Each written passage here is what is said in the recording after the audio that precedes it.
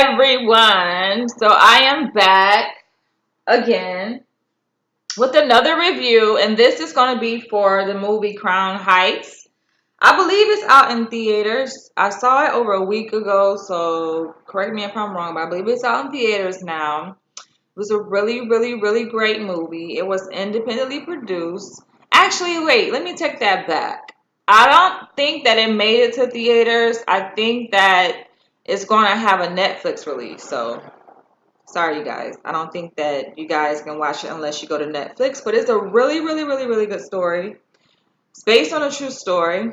I actually went to a special screening out here in LA at USC. You guys don't know what that is. It's the University of Southern California. They have UCLA, which is University of California, LA, but then they have USC, which is also, I think it's a private university, but anywho, it's a major university out here in LA. And it was nice. Very nice screening. It was a Q&A with the writer, director, and producer of the movie following that. I posted a snippet of that Q&A session on my YouTube channel, so you guys can check that out. Unless if you guys are watching this from Facebook, go to my YouTube channel at youtube.com/author D Leach, and you guys can see a snippet of the Q&A. But most likely you guys are watching this video on YouTube, so probably already saw it. But go watch it. It's kind of cool. All right, so I'm just going to go ahead and get right into this review. So the opening of this movie started out kind of parallel to Detroit. You guys have not seen Detroit, go watch that movie. It's based on a true story. It happened in Detroit in the 60s, I believe, 1960s. Go and watch that movie. It's a really, really good story, but it kind of parallels, the opening of this movie kind of parallels the opening of the Detroit movie. So it starts off with looting and just showing black people kind of in chaos, just not having things under control. It was just not a really good look, I think, for the black community. But that's how it kind of starts off, and it kind of gives the viewer a kind of an idea of what the social context was. So if anybody may not be familiar with discrimination, civil rights movement, and where all these riots may come from, it can kind of mislead people into thinking that somehow the movie and the story that we see in the movie came as a result of black people just losing it, which wasn't really the case. So I kind of talked about that. I went into detail about that in my Detroit movie review, but you guys can go back and watch that and see what I'm talking about. But I didn't really agree with the opening. The main character in the story, this actually takes place in Brooklyn. If I'm not mistaken, Crown Heights is in Brooklyn, you guys. I'm sorry if I'm making a mistake, but I believe it's in Brooklyn. I don't think it's in Queens, it's in Brooklyn. And just say New York. It takes place in New York City. And the main character in the story basically is accused of murder. Okay, sorry you guys, this is a spoiler, so I'm going to go ahead and just say that right up front. This is a spoiler. I can't give a review without kind of giving bits and pieces of the story. So the main character in this story was accused of committing murder. Turns out he did not commit murder. He did not do it, but just like any other black male in America is racially profiled. So police automatically assume that just because you have black skin, you're a male, you're violent, you're a criminal, you did something wrong. That's just the association. Unfortunately, and the media plays a role in perpetuating that image of the African American male, as if all African American men are just violent people going out there committing crimes and killing people. So he was kind of, doing, I guess, what every African American was doing at that time, just trying to survive. And a lot of African Americans, just out of anger, out of a need to feel that they need to regain a sense of control, basically took it upon themselves to go out and break into stores and steal things and just basically do things that the law didn't agree with at the time.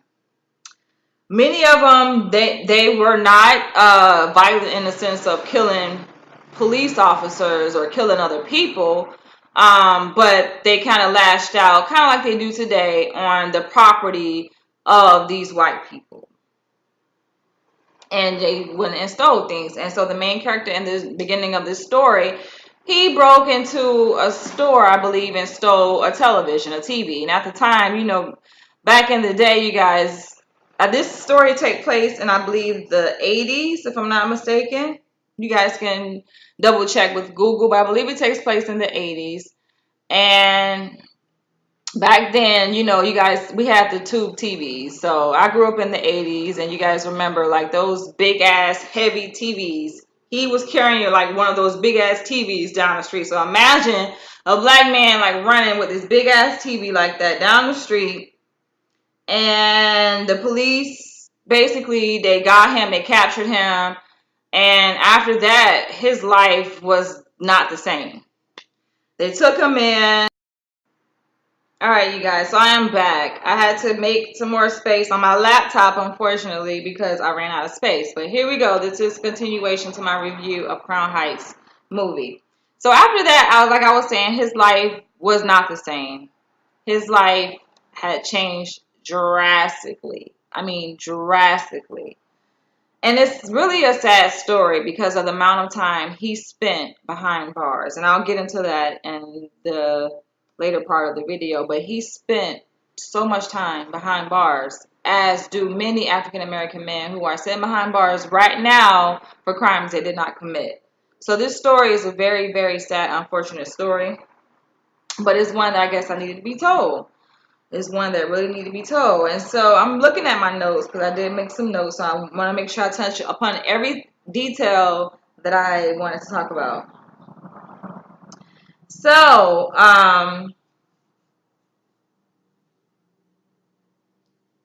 again, they arrested him because it was a murder that took place, and the murder was of an African American male that happened in the streets.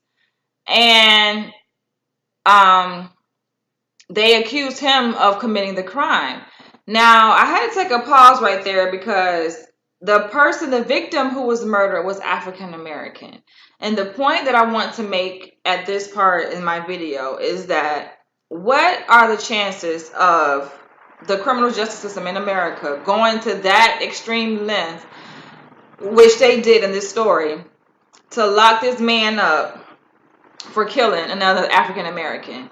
I think it's very unlikely that the police will go to the length that they went to basically bring to justice a person who killed another African American. It just doesn't happen that way. I mean, we see black people getting killed by each other all the time, like blacks being killed by other blacks. And the police, okay, yeah, they show up, they do the investigation, but a lot of times it doesn't really get past collecting fingerprints. It's like they collect fingerprints and they treat it as if somebody stole a property or something, not as if somebody's life is, dead, like somebody took someone's life.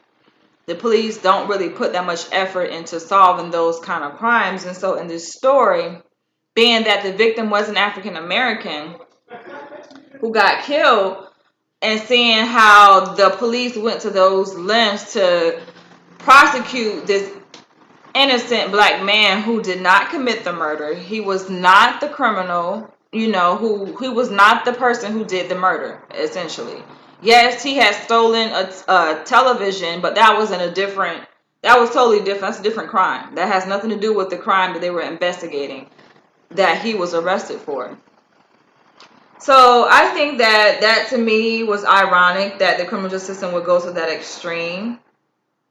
And it takes me back to a situation when I was living in Atlanta, Georgia. This movie takes place in Crown Heights in New York. But it brings me back to a time when I was living in Decatur, Georgia, which is East Atlanta in Atlanta, Georgia. And I didn't necessarily witness someone get killed, but I witnessed the police come and get the body and all of that. It's like, to me, it was so mind-blowing and so shocking to see how police handle black on black crime. You know, it's like they don't really they don't really put in the investigative work they need to solve the crime. And I think until this day, like, they still don't know who killed the kid. But it was a young kid who got killed. He was living in an apartment probably not even that far from mine, maybe 200 feet from where I live, from my apartment. And all I remember is this kid, it was another black kid, just walking down the street screaming, was like, no, crying, like, who killed my brother? They killed my brother, they took my brother. Like, he just kept saying it over and over and over again. And my soul, like, cried out to him, because I just don't know what it's like to lose, you know what I'm saying, someone like that you love, like, so dear, you know, and especially by gunfire. It's like, to me, that is so devastating. And to this day, you know, they don't know who did it. I mean, I saw, like, the police come in, they obviously put the kid in the body bag and took the body out, and, you know, it was just a sad case. So realistically, I'm like, how realistic is that for criminal justice system to go to that extreme to try to do that only under the circumstance that they just want to kind of pin a crime on someone and an innocent person and make them suffer the consequences?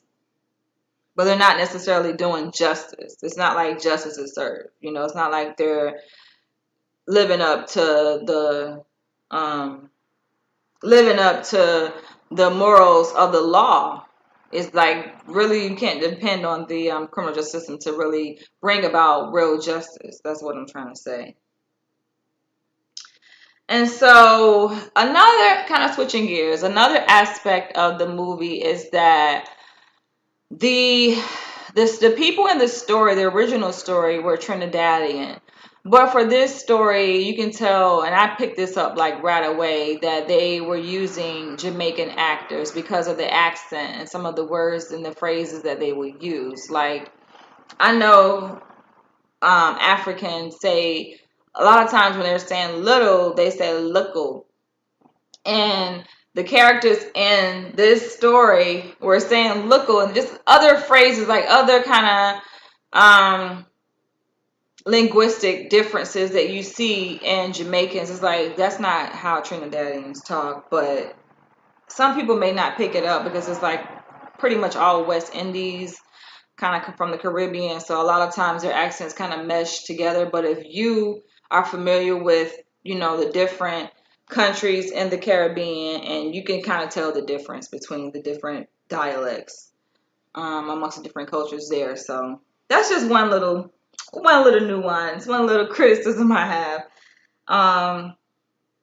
Okay, so yeah, here we go. This is the point I wanted to kind of drive in. The fact that this innocent black man spent over 20 years in a maximum security prison for this crime that he did not commit, and the things that he had to go through.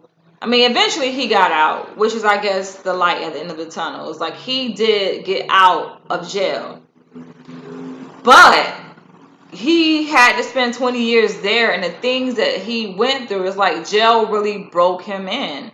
And the fact that, I think, I forgot to say this, but in the beginning, like, before that they pinned that crime on him, basically he was from the islands, and they moved to the U.S., you know, to chase this American dream and live this life. And I heard that he was a big supporter of Marcus Garvey. Like, he was really a huge proponent of that movement. So that's what he was preaching at the time. And I think that's really why they attacked him. When you have a black person who is really conscious of who they are and are a leader in their community, they are, a lot of times, we get attacked. That's just bottom line. We're under attack. People notice you. People see what you're doing for the African American community. They see that you're trying to bring about real change in the African American community, and then you become a target.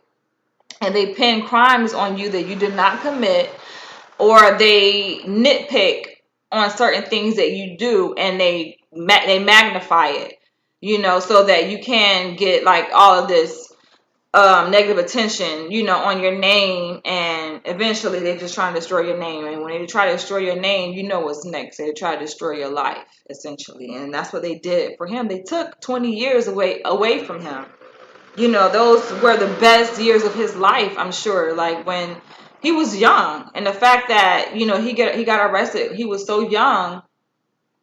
He got arrested, and he didn't get out until he was like a middle-aged man. He was much older.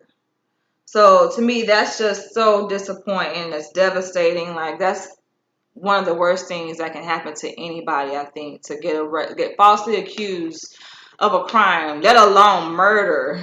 You know, like, you know that you did not kill this person. It's like a police come knock on your door and say, "Hi, are you so and so?" They identify you and they say, "All right, we want to take you down because you committed this crime." And you like, what? And then they come to find out they telling you this murder is like, I didn't do that, you know.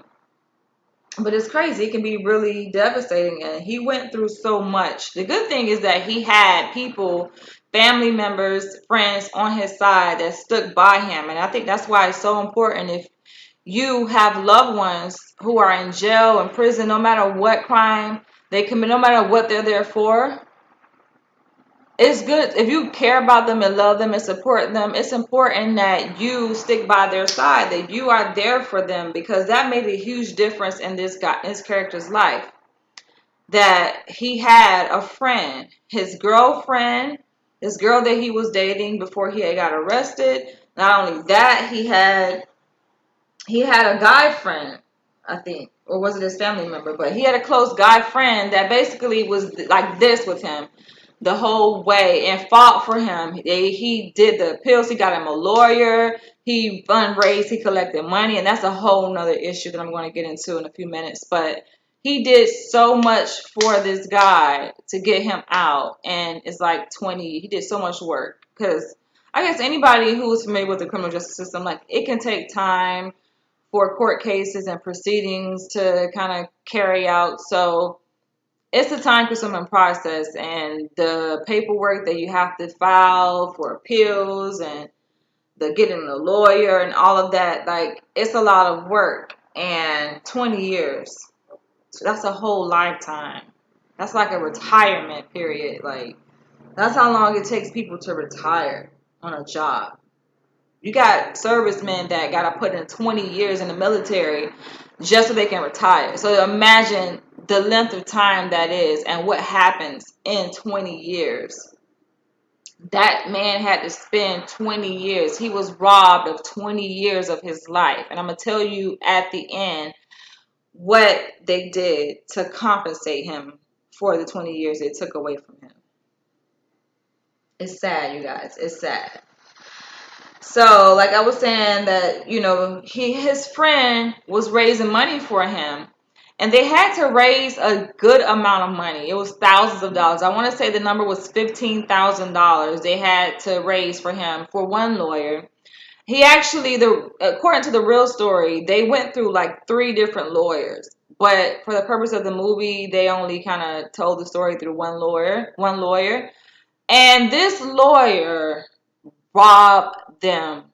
Like, he showed up to court, he took their money, showed up to court, and just was not prepared for the case. He was shuffling papers, just was confused about the whole thing. And when you're going before a judge, you got to have your stuff together. Whether you have a lawyer or not, you got to have your paperwork and everything that you're saying out your mouth. You got to have documentation, everything to back everything up what you're saying.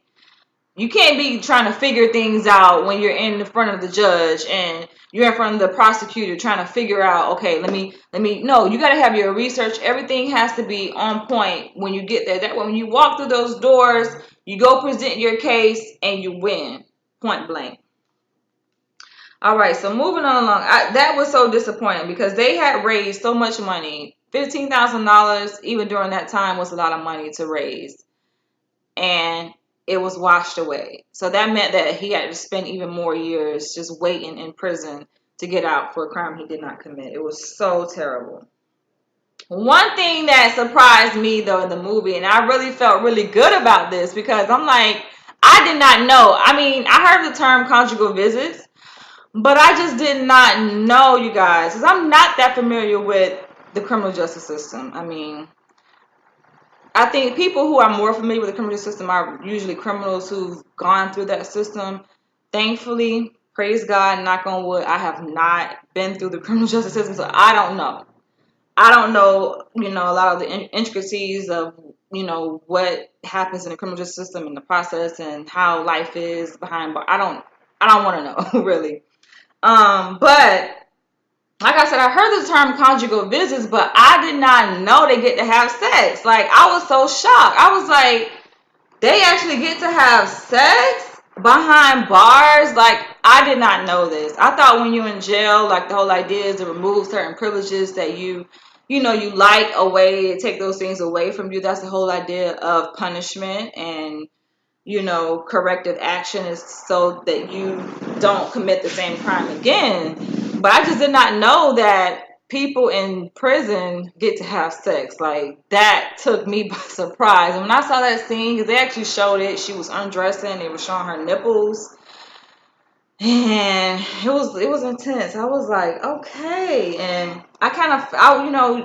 when you're watching a movie like that, right, and you see a character go through as much stuff as he went through, you kind of become one with the character. It's like you put yourself in his shoes. And so when she came to visit him and they had that conjugal visit, you was like, I was rooting for him. I was like, yeah, get it, get it, because he wasn't getting none. You're around men. When you're in prison, I mean, I do know this much, that they separate the men from the women, so they don't room women and men together. We all separate, and so they just around men all day, and that's not a turn on unless you're gay. That's not really a turn on for a heterosexual man to be looking at men's dicks all day, or being around sweaty men all day or whatever. So to see a woman and to be around a woman that, she wasn't a stranger. Like, he knew her before he had went and got arrested. So they had known each other. They were like, I would say childhood friends. Like, they had developed a really strong bond to each other. And for her to first of all, for her to stick with him through all of that, and then see him and then, have sex with him in jail. I mean, I'm just trying to put myself in her shoes, and, like, I don't know. Dating a guy in jail, that can be really tough. That can be really tough. But I guess if you know that they're in jail for a crime they didn't commit, then you kind of have a little bit more remorse, I guess, for them. But I need to put this thing on the charger. But at the same time, it's like, yeah, you love the person and everything, but do you really? I don't know, ladies. Would you have sex with your husband? Your husband got arrested, right? And he had to go to jail, prison, to be exact. Would you have sex with him if you had the opportunity to visit him and they gave y'all like a little bit of privacy in a room? Would you have sex with your partner in jail? I don't know. That's just like, to me, because sex, I think, is a sacred activity, right? Like, it's not something you just do anywhere, anytime. Like, it's a sacred moment that you share with another person. And to me, that's like a public place. Not just a public place, but it's like jail, It ain't even like a nice public place, because, of course, people have fetishes, and some people, like, they get turned on by having sex in public, but nah. So, that's love right there. That's love. One thing I want to speak on, the fact that he spent 20 years in prison, in a maximum security prison for a crime that he did not commit, that goes to show the strength of a black man, the faith, the perseverance. It's funny because during the Q&A, the director, the writer, and the producer, who is all one person, by the way, he answered this question. Someone asked him, from the audience, asked him, what is it about that character? Like, what is it about the person that allowed him to do that? To stay, like, to make it through? What is it? Like, how could he? Because when you look at him, I mean, the movie did a great job of telling his story, I guess, and kind of showing him as a strong person at the end. Like, despite whatever, he was strong. And so that message was very clear that he's a strong black man. And they asked the question to the director, like, what is it about him that allowed him to be able to do that, to make it through and to come out and still look good? Like, this man, his skin was fresh and clean and clear, and he had a smile on his face. Like, he looked very healthy. His hair was healthy. Like, everything about him looked like he didn't even do a day in jail. And the first thing, of course, came to my mind was black don't crack, baby. Like, we don't crack. We have a way of, I don't know. You guys know we aged very gracefully, and in getting through tough times, we know how to get through tough times. There's a spirit inside, it's a special spirit that lives inside of us that allows us to be able to get through tough times. And I wouldn't say it's just black people. I think anybody who is a believer has this spirit inside them that gives them the strength to press through anything. That's just the power of the human spirit, I think. But moving on along. So, I'm getting towards the end. So, at the end, you guys already know because I already told you, he was released from prison after doing over 20 years in the maximum security prison. And they gave this man $2 million. Yes, $2 million. $2 million for spending that much time in prison. Like, how? That's like a slap in the face. That is, to me, that is so disrespectful, I think. To give a person $2 million. And I want to say, okay, because if it happened in the 80s, right? I'm guessing, y'all. I need to do my research because it's like I said, it's been over a week, so my mind be on 1,001 things, and I've managed a lot of other things too. So sorry, you guys, if I'm not 100% accurate with the details, but I usually am. Because I have very good instincts. But I believe it was 1987, and 20 years from that would be 2007, right? So he was released and got $2 million. 2007, even in 2007, that wasn't that much money. It's not even that much money now. $2 million. The director broke it down and basically said how they usually do is pay out $100,000 per year. $100,000 per year. That is not. That's like peanuts. That's nothing. I mean, especially okay, Atlanta, Georgia. They say he ended up getting out, and he now resides in Georgia, in like the Atlanta area, probably a couple miles outside of the city or whatever, probably in the suburbs somewhere, because that's where the nicer parts are in Atlanta. Anyway, but $2 million, y'all. You could spend that so fast, $2 million, and even if they paying out $100,000, it's like I guess over a lifetime or over a certain number of years or 20 years. It's like $200,000, y'all. A year? That's peanuts.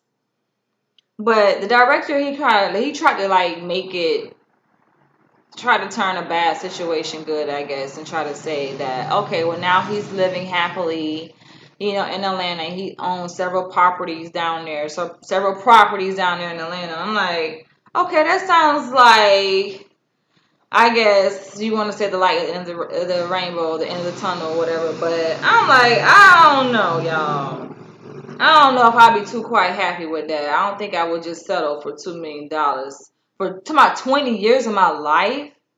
Now I'm getting this $2 million. Whatever. Okay, so you guys know I like to kind of touch on subliminal messages in the movie. And this is a great segue into talking about subliminal messages. I only have a few. I don't really like to go too much in depth about my subliminal messages. Sometimes my subliminals, y'all, be too deep for y'all to y'all be like, what is she talking about? Okay, so subliminal message, being accused of a crime he did not commit. The whole idea, okay, that according to the criminal justice system that you're supposed to be innocent until proven guilty. This movie did a great job. I mean, the story itself obviously spoke to the idea and the fact that black people are guilty until proven innocent. That means before you even go through the court of law, that whole process, because everybody is entitled to due process, right? Before you even go through that process, you already guilty. They already assuming you did something. And this movie, and it's good, I guess, it was released around the same time as Detroit, because it parallels some of the themes in Detroit. That even those kids in the movie Detroit were guilty until proven innocent. And they didn't even make it to court. Those police treated them, those police basically took the role of a judge and gave them their own criminal justice by what they did to them in that hotel. It was a 1 hour long torture session. And that was just screen time, movie time. Who knows how long that torture session actually took in real life? It probably was way longer than that. But you know, everything has to be condensed for the silver screen. But yeah, that whole idea of being guilty until proven innocent, it's just sad. Like, black people walking around on eggshells, scared for their lives, hoping that when they see a police officer, the police officer doesn't say, oh, you know, you seem suspicious, or you look like a suspect that we're looking for. You look like you fit the description, so now we got to stop you and treat you as if you are the suspect. So it's a different way. Of course, a police officer, when they're interacting with people and the public, it's obviously a certain difference in how they treat suspects and how they treat innocent people. So if you are guilty as a black person, American, to proven innocent, that right there explains the interaction and why they treat you like they do, right? On the street, they treating you as you a suspect to them. You are a criminal. If you were an innocent person, they're not going to be treating you like that. And let me make this clear: it's not every police officer. I'm not going to say every police officer does this. No, but a lot of them have been socialized by our society and through their training to look at black people, specifically black men, as criminals. Not to mention when they are doing their gun training and the gun range, the color of the target is black that they're shooting at. They're trained psychologically. It's being embedded into their subconscious mind and they don't even know it, that they're being trained psychologically, subconsciously, to target and shoot and kill black people. You guys, this does make a difference. It makes a significant difference. And this is very important. My last subliminal message I'm going to talk about, I'm going to go ahead and wrap this video up and give you my star rating of how many stars I give the movie. But the whole idea of the cost of success in America. I mean, to get arrested and to be accused of a crime that you did not commit and to be penalized for that crime and to go through all of that hell that he went through in the movie, and then they say, here's $2 million. That alone right there sends a message of the price, excuse me, y'all, the price of success in America. What did it cost him? It cost him 20 years of his life to make $2 million. Now, if you do the math, y'all, do the math. But to me, $2 million is not that much money. Like, black people spend $2 million like it's nothing. $2 million is nothing, y'all. You could spend $2 million. We're talking about 20 years of his life. That is nothing. And that's the cost of his success. I mean, there's no dollar amount, number one, you can put on the cost of someone's success. Like, there's no dollar amount you can put on wasted time. Like, he wasted 20 years of his life behind prison. There's no dollar amount you can put on that, really. Like, it doesn't even equal up to any dollar amount. So I think, to me, that's just a huge slap in the face. That also speaks to the worth how they look at African Americans. Like, that's our worth. You know, and not even that, they even pay They even pay white officers when they kill black people, when they know that they're not following their code book. Because every officer, they got a code book that they're supposed to follow. They have rules they're supposed to follow on how they're supposed to go about situations. They don't just give them a badge and a belt and say, all right, go out there and make the community safe. No. There are guidelines, there are rules, there are policies in place. And when it comes to interacting with potential people who are supposed to be criminals, who they think are criminals, you don't just pull out the gun and just start shooting people. But a lot of officers do, and it's a mistake that they make. It's an obvious mistake that they have made.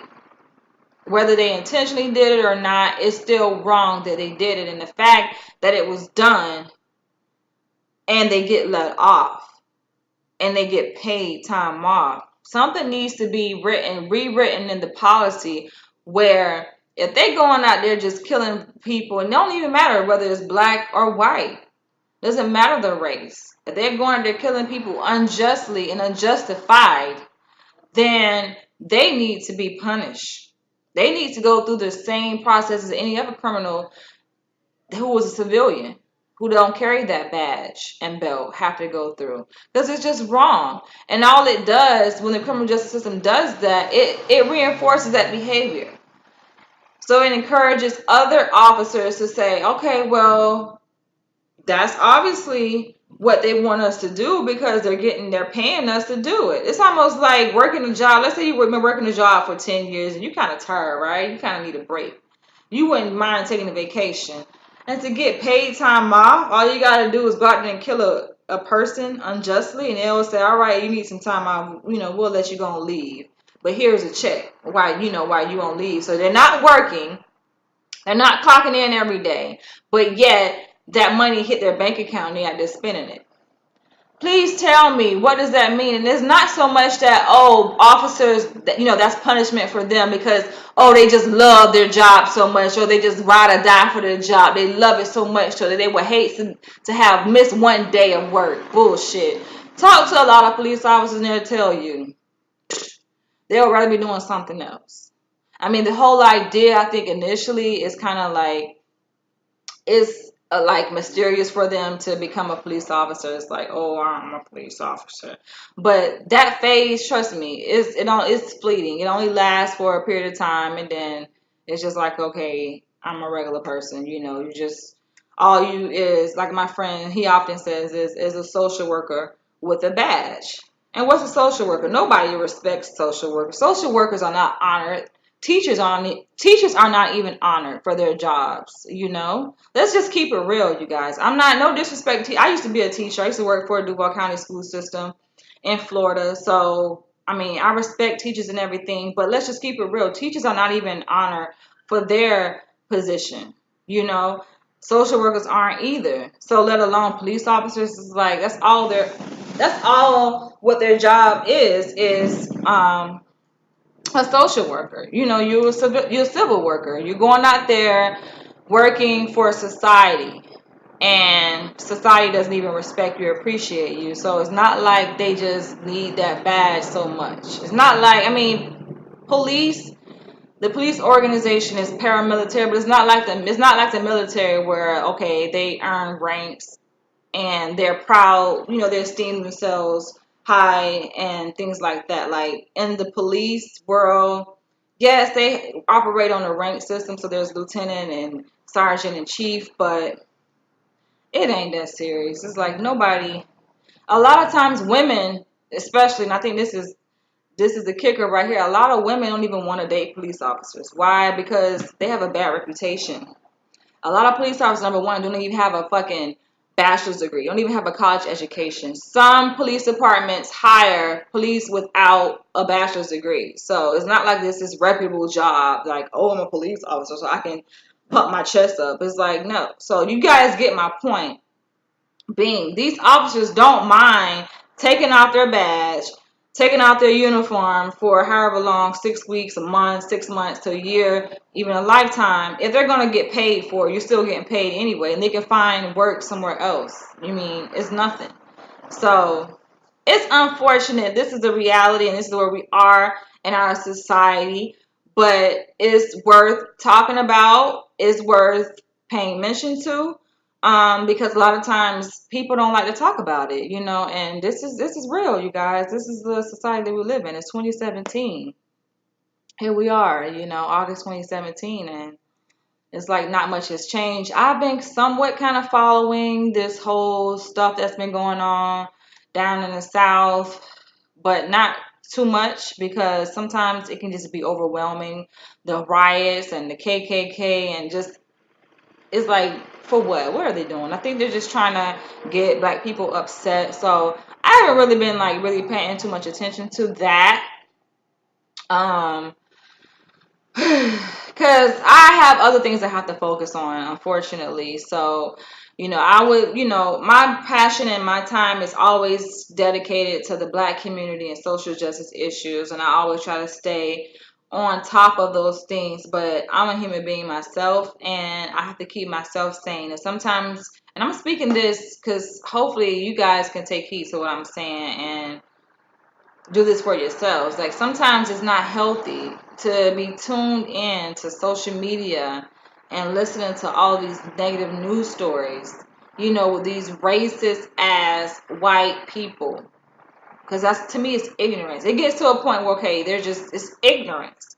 And either if black people are that frustrated and upset and irritated by this, then let's come together and do something about it. I'm more to the point of action. I'm not like talking about it. I'm beyond talking about it. I'm a black person, like, okay, let's do something about it.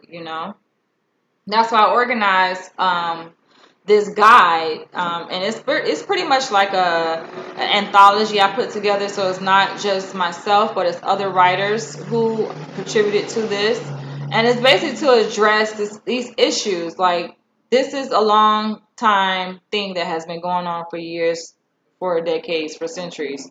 This is how this country was established, white supremacy, and on the backs of slaves and putting black people down. And so the system essentially just has to be reversed, and there are some things that have to take place within ourselves, within the black community, and that guide speaks to those things. And the guide is actually called Black Lives Matter, call to action guide. You guys can Google it, go to Facebook, and just type in Black Lives Matter call to action guide, and it should come up, and you guys will see it. Guys can also access it through my YouTube channel. I uploaded a banner for my YouTube. The book cover is a banner, but just go to Facebook. You guys can see it. Go to my website at danielleach.com. You should also find it there.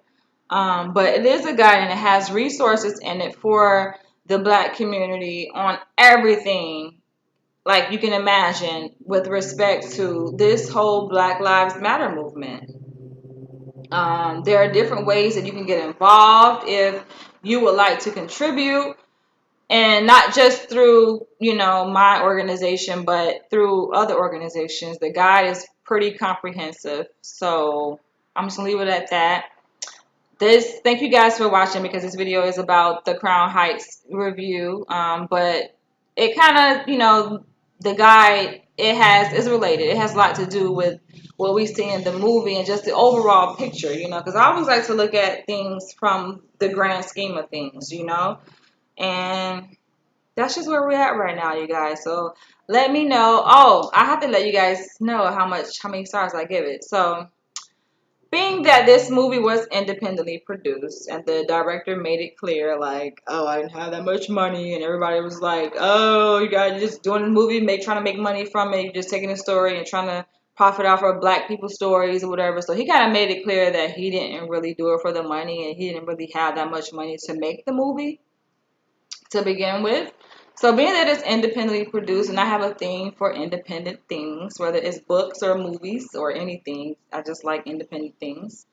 Being that, someone can put up their own money to produce something without having a major studio or agency behind them, like, that's just, to me, is amazing. So he did that. The guy, I believe, is from Brooklyn. I don't remember his name, sorry. But he is from Brooklyn, I think. He's from New York. And just overall the acting, the choice of actors, even though I guess he couldn't find, it's very difficult to find some great Jamaican actors. So he found, I mean, some great Trinidadian actors. So he found Jamaican actors, I guess, who are more accessible to the film industry. So just great acting, great story, just great everything. It was great. So I just give it 5 stars, just to be honest. I mean, I have really no reason to give it anything less than that. It's a great movie. You guys go check it out. I believe it's on Netflix. It's not in theaters. I don't believe unless they have a special release, but it's not in theaters. So go check it out. And thank you guys for watching. Let me know what you guys think about the movie. What do you guys think about just the whole social context of what we're going through in this country? Because things are getting kind of out of hand, you guys. It's getting turned up, you know. And I don't know if you guys are prepared, but hey, I stay ready. I stay ready.